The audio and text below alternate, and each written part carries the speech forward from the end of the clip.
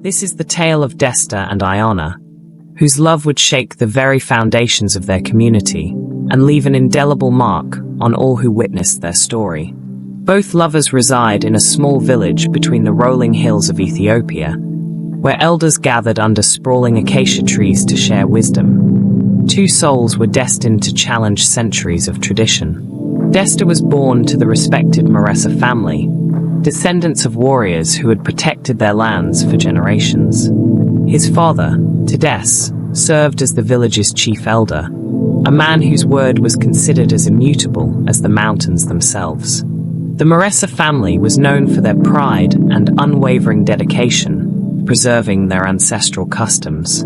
Iona, with skin like polished ebony and eyes that sparkled like morning dew, belonged to the Demisi family. They were skilled craftspeople who worked with clay and were considered beneath the warrior class.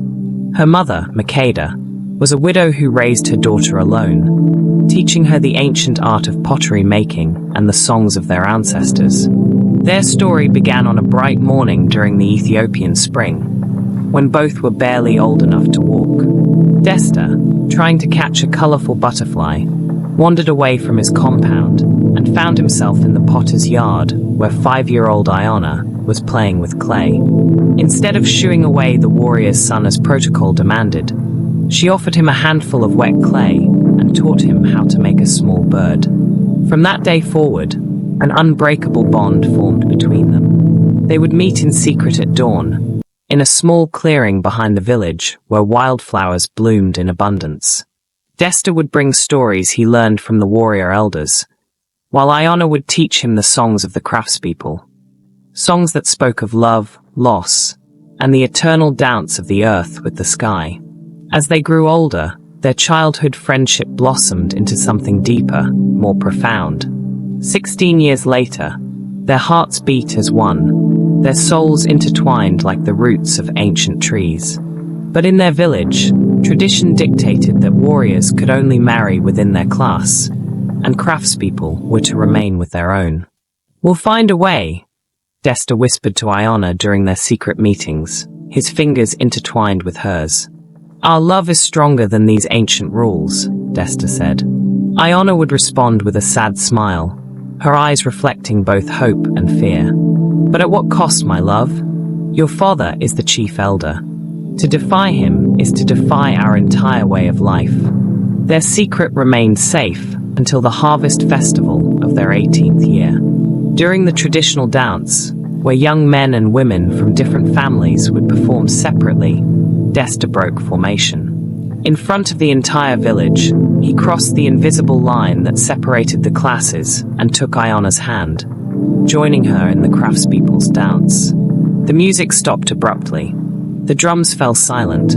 Hundreds of eyes watched in shock as the chief elder's son danced with a potter's daughter, their movements perfectly synchronized, their faces radiant with joy and defiance. Tadessa's voice boomed across the gathering. "Desta, return to your place immediately." But Desta stood his ground, holding Iona's hand tighter. "Father, I love her. I have loved her since we were children. If our traditions prevent two hearts from beating as one, then perhaps it's time to question these traditions." The words fell like thunder in the sudden silence. Women covered their mouths in shock. Men muttered angry disapproval. Children stared wide-eyed at the unfolding drama. That night, Desta was locked in his family's compound, while Iona and her mother were ordered to leave the village by sunrise. But neither distance nor decree could keep them apart. Under the cover of darkness, Desta escaped through a window and ran to Iona's house. "Come with me," he pleaded, his breath heavy from running. "We'll make our own way, far from here, where love isn't bound by ancient laws."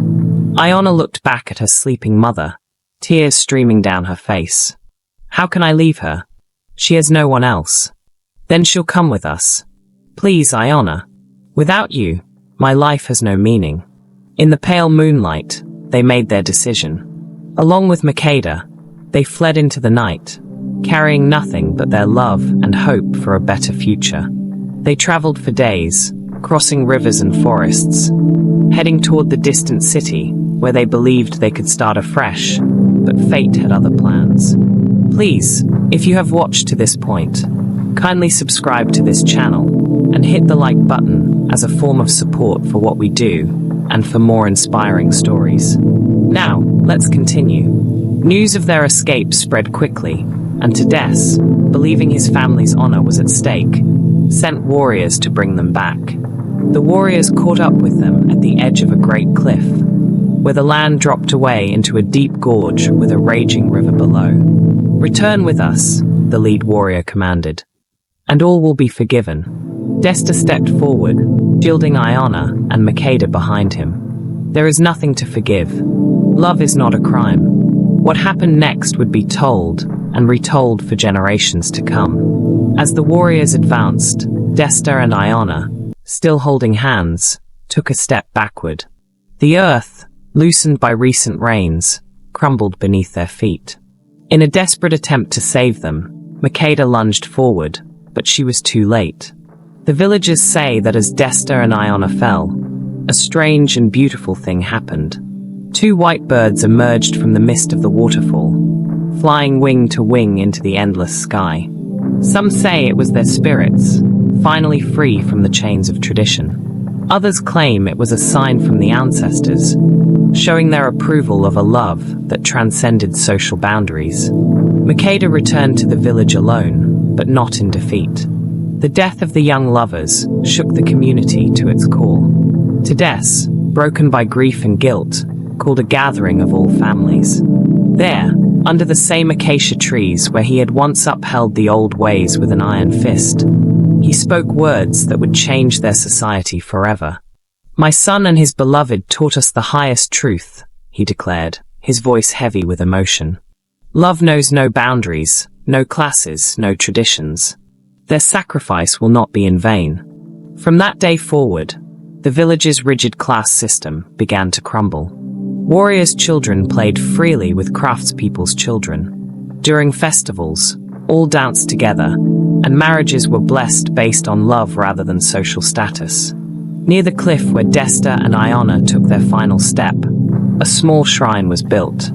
Two intertwined trees grew there, their branches reaching toward each other across the space between them. Young lovers from far and wide began making pilgrimages to the spot, leaving offerings and whispering prayers for the courage to follow their hearts.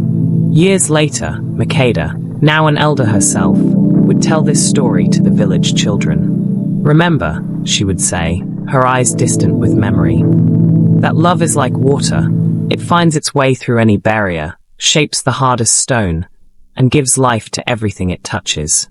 Desta and Iona's love changed not just our village, but the hearts of all who hear their story. And so, their tale lives on, a testament to the power of love to challenge tradition, change society, and touch the human heart. In every festival, when the drums beat and young people dance freely together, the villagers say you can still hear the echoes of Desta and Iona's laughter in the wind, and see their spirit in the faces of young lovers who dare to follow their hearts.